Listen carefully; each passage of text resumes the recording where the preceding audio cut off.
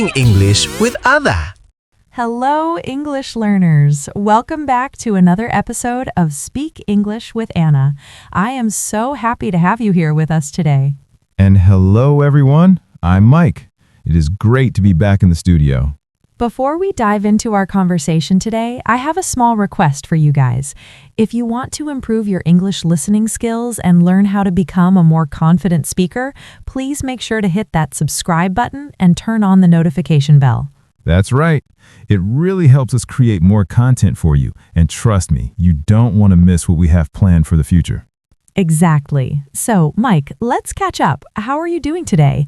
You look deep in thought. Honestly, Anna, I am feeling a little bit exhausted today. Oh no, why's that? Did you have a busy weekend? Busy is an understatement. I went to a high school reunion on Saturday and then a family dinner on Sunday. I spent 48 hours talking, explaining my job, listening to gossip, and trying to be social. Wow, that sounds incredibly draining. It was. I feel like my social battery is completely empty. I came in here today thinking I just want some peace and quiet. How about you? Please tell me you had a more exciting weekend than I did. Actually, I think my weekend might sound boring to you, but for me, it was perfect. I stayed home, turned off my phone, and didn't speak to anyone for almost a whole day. You didn't speak to anyone? Not even on the phone? Nope, just me, a cup of tea, and a good book. It was total silence. And honestly, I feel so refreshed and energetic today. I am so jealous. I feel like I gave all my energy away to other people this weekend while you saved yours. That is a very interesting way to put it, Mike, giving your energy away. You know, that actually leads us perfectly into today's topic. Really? What are we talking about exactly? We are going to talk about the power of silence and focusing on yourself. We're going to discuss why talking less can actually make you stronger and why you shouldn't feel guilty about disconnecting from the world. That sounds exactly what I need to hear right now. Let's get started. You know, Anna, hearing you talk about silence makes me realize something. Part of the reason I felt so drained this weekend wasn't just the talking, it was the pressure. What kind of pressure do you mean? The pressure to perform. I felt like I had to be perfect. If I made a small mistake or if there was an awkward silence, I felt like everyone was judging me. I feel like I am constantly being watched. That is a very common feeling, Mike. In psychology, there is actually a specific name for what you're experiencing. It is called the spotlight effect. The spotlight effect? That sounds dramatic. What does it mean exactly? Imagine you are an actor on a stage. There's a huge, bright spotlight shining directly on you. You think the whole audience is staring at you, analyzing your clothes, your hair, and every word you say. Yes, that is exactly how I feel when I walk into a room full of people. I feel like I am the center of attention, and not in a good way. Exactly. We tend to believe that people notice us much more than they actually do. We think we are the main character in everyone else's movie. But I have some news for you, Mike. What is it? Is it bad news? No, it's actually great news. The spotlight isn't real. It's only in your head. Wait, are you saying people don't care about what I do? I am saying that people are not obsessing over you. Think about it. When you are at a party or at the gym, what are you usually thinking about? Well, mostly I'm thinking about myself.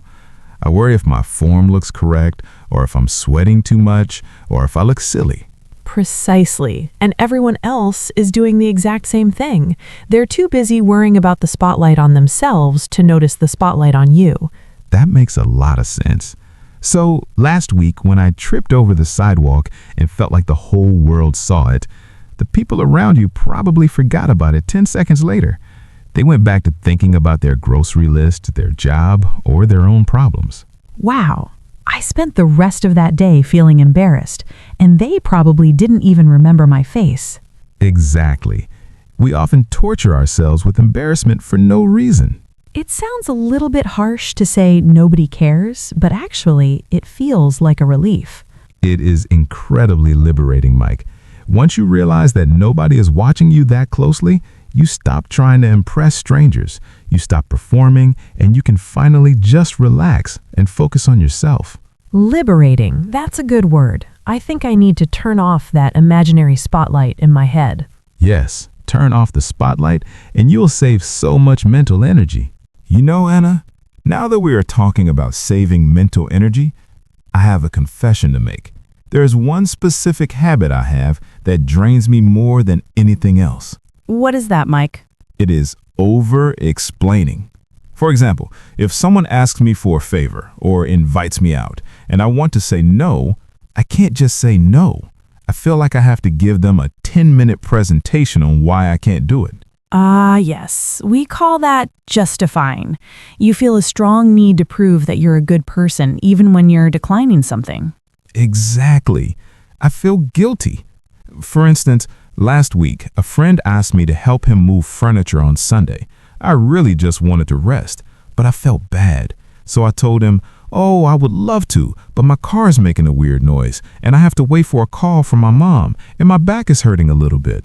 You gave him a whole list of excuses, and let me guess, how did that conversation end?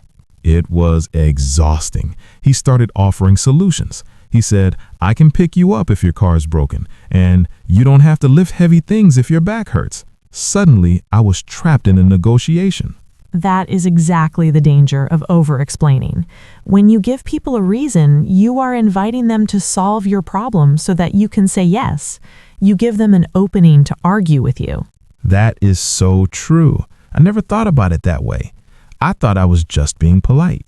Being polite is good, but you can be polite without draining your energy. Imagine if you simply said, "I'm sorry, I can't make it this Sunday. I have other plans." I have other plans. That sounds very short. Is it rude? It isn't rude, Mike. It is firm. And remember, resting is a plan. Doing nothing is a plan. You don't owe anyone the details of your private life. So by staying silent about the details, I actually protect myself from the negotiation. Precisely. Silence is like a shield. When you keep your reasons to yourself, nobody can argue with them. You protect your peace. It's funny because I always thought silence was empty. But in this context, silence feels very full. It feels powerful. It is powerful. There's a famous saying, "No is a complete sentence." You don't need to add a paragraph after it. No is a complete sentence. I need to write that down. It's going to be hard to practice, though. I'm so used to talking my way out of things. It takes practice, but the next time you feel the urge to explain yourself, just stop. Take a breath. Say the necessary part and then just stop talking. Embrace the silence. And enjoy the energy I save by not making up excuses. I like this new approach. Before we move on to the next part of our discussion, I want to pause for a moment. We have used some really interesting and advanced English vocabulary in the last few minutes, and I want to make sure our listeners fully understand them. That is a great idea. Sometimes we get so caught up in the conversation that we forget to check the meaning of the words. Which words are we focusing on today? I have chosen 3 key words that are very useful for daily conversation. The first word is one you used right at the beginning, Mike, drained. Ah, yes. When I said I felt drained after my busy weekend. Exactly. To feel drained means to feel very tired and completely without energy. Imagine a battery that is at 0%. The liquid or power has been drained out of it. That is a perfect description. It's different from just being sleepy, right? Yes, sleepy means you need to sleep. Drained usually means you are mentally or emotionally exhausted, often after dealing with people or difficult tasks.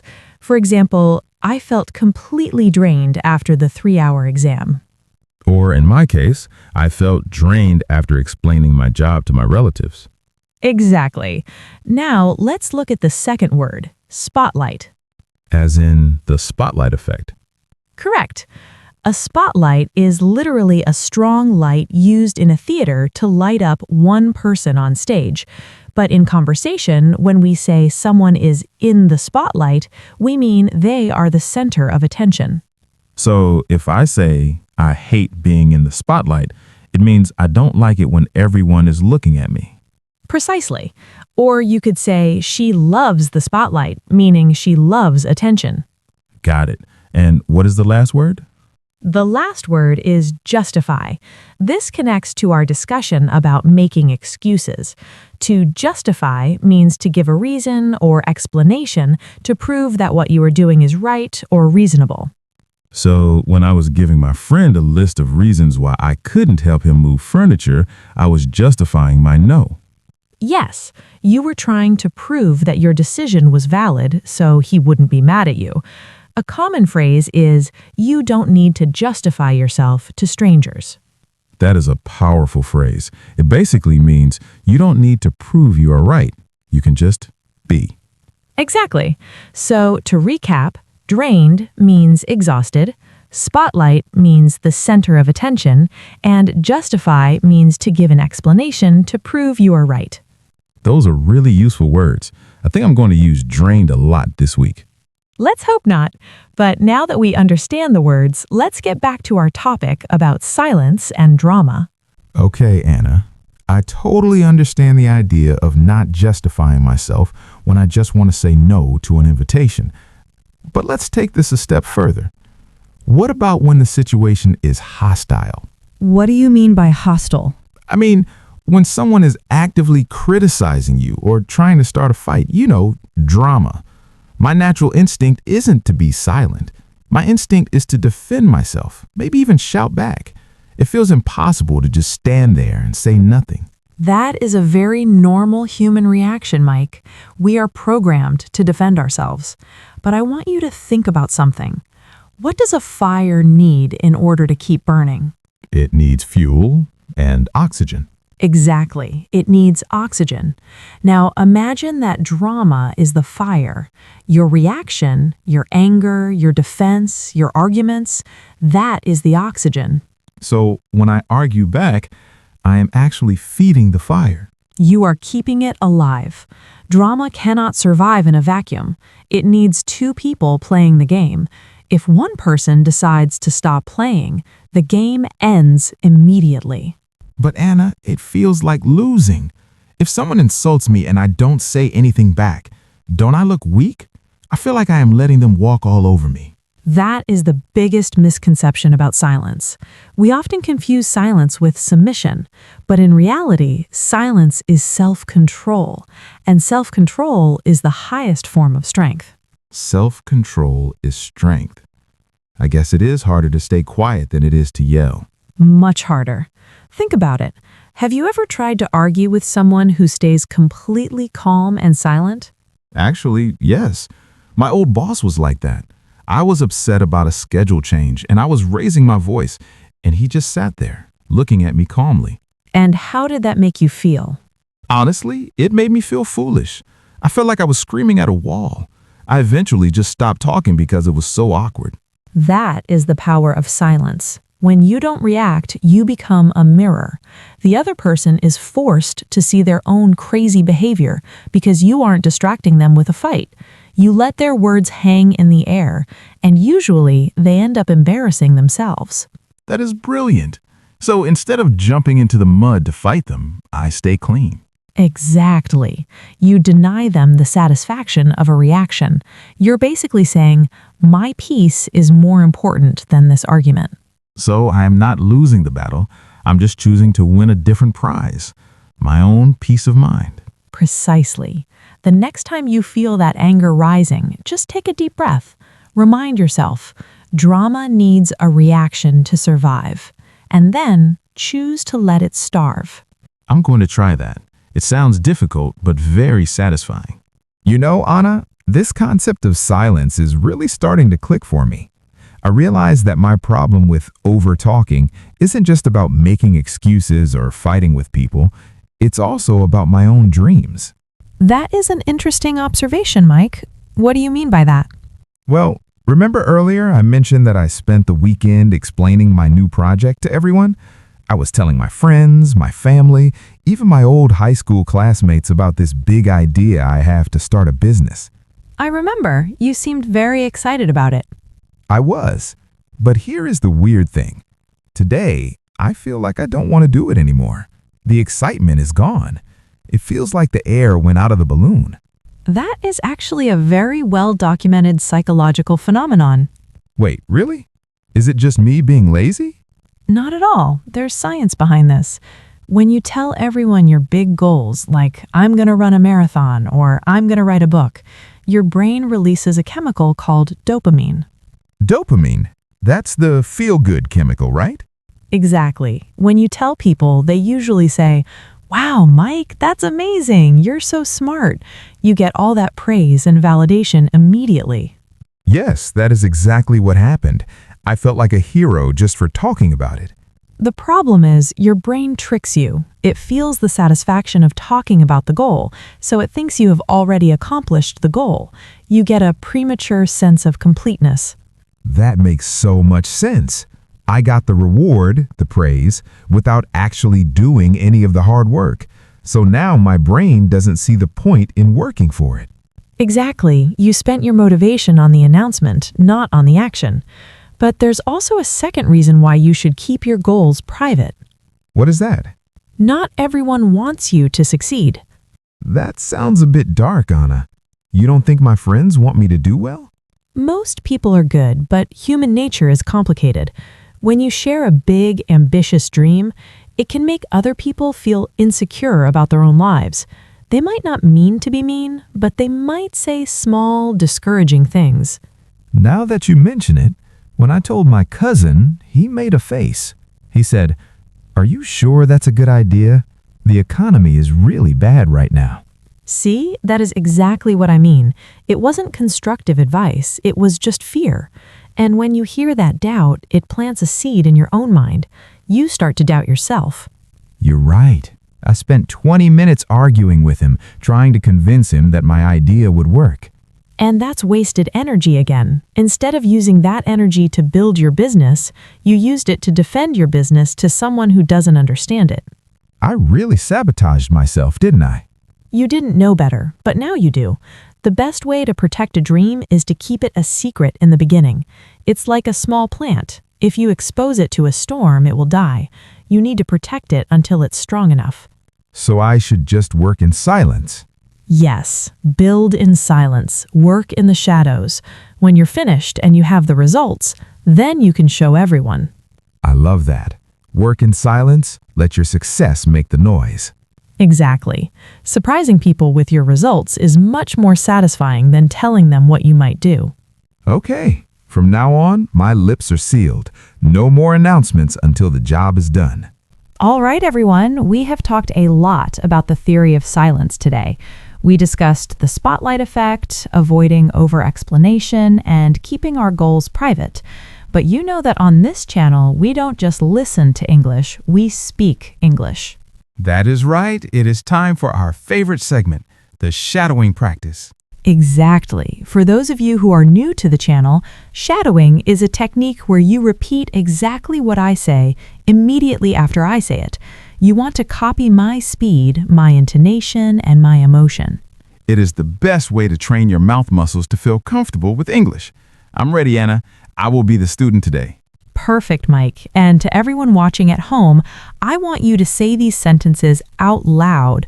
Don't just think them in your head. Your voice needs to hear them. Are you ready? Born ready. Let's do this. Okay. Our first sentence is about setting boundaries without guilt. I want you to say this with confidence, but stay calm. Listen closely. I don't need to explain myself to everyone. I don't need to explain myself to everyone. Good, Mike. But this time, I want you to put a little more stress on the word need. You have the choice, but not the need. Let's try again. I don't need to explain myself to everyone. I don't need to explain myself to everyone. Excellent. That sounded much more powerful. Okay, listeners, your turn. 3, 2, 1. I don't need to explain myself to everyone.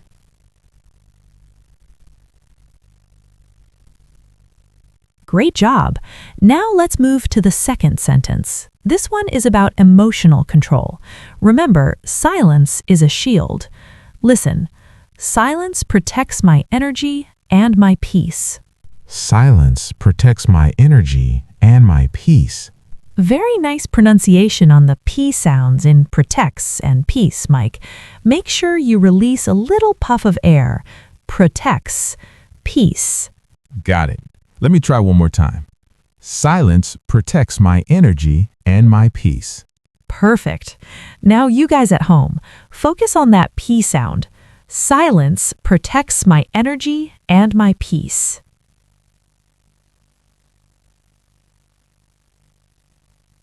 Wonderful. Now for our final sentence. This is the affirmation for your goals. This is about working in the shadows. I want you to say this with determination. I will let my results do the talking. Oh, I like this one. I will let my results do the talking. Yes, feel the certainty in that statement. You aren't asking for permission, you are stating a fact. One more time, everyone, together with Mike. I will let my results do the talking.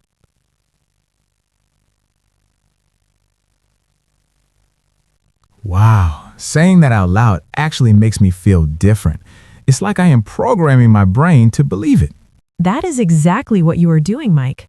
Words have power. When you speak them, they become real. I feel much more confident now than I did at the start of this video. That is the goal. Practice these sentences in front of a mirror this week, guys. It really helps. You know, Anna, I have to be honest with you. When I walked into the studio today, I was feeling stressed, tired, and a little bit anxious about everything I had to do this week. And how are you feeling now, Mike? I feel surprisingly calm. It feels like a weight has been lifted off my shoulders. Just talking about the permission to be silent and the permission to not explain myself, it is a huge relief. I am so happy to hear that. That is really the core message of today's lesson. We live in a world that is so loud. Everyone is shouting, everyone is posting, everyone is demanding attention. It's true, and we feel guilty if we aren't part of that noise. Exactly. But focusing on yourself isn't selfish, Mike. It is necessary maintenance. You cannot pour from an empty cup. You have to fill your own cup first before you can help anyone else. You cannot pour from an empty cup. That is going to be my mantra for the rest of the week. It is a good mantra to have. Now, before we go, we really want to hear from you guys watching at home. We covered a lot of ground today, from the spotlight effect to the art of not justifying your choices. Yes, and we are curious, which part of today's conversation was the most difficult for you to accept? That is a great question. Is it hard for you to stop explaining yourself, or is it harder for you to keep your goals a secret? Or maybe it's the awkward silence during an argument. Let us know in the comments section below. We read every single comment, and we love hearing your stories. Also, if you found this video helpful, please give it a thumbs up. It is a small action for you, but it makes a huge difference for our channel. It helps us reach more English learners just like you. And if you haven't already, make sure you are subscribed to Speak English with Anna so you don't miss our next lesson. We have some really exciting topics coming up next week. We certainly do. Thank you so much for spending your time with us today. Remember, the world is loud, but your mind can be quiet. Protect your peace. Well said, Anna. Thanks for the advice today. See you next time, everyone. Bye. Take care of yourselves.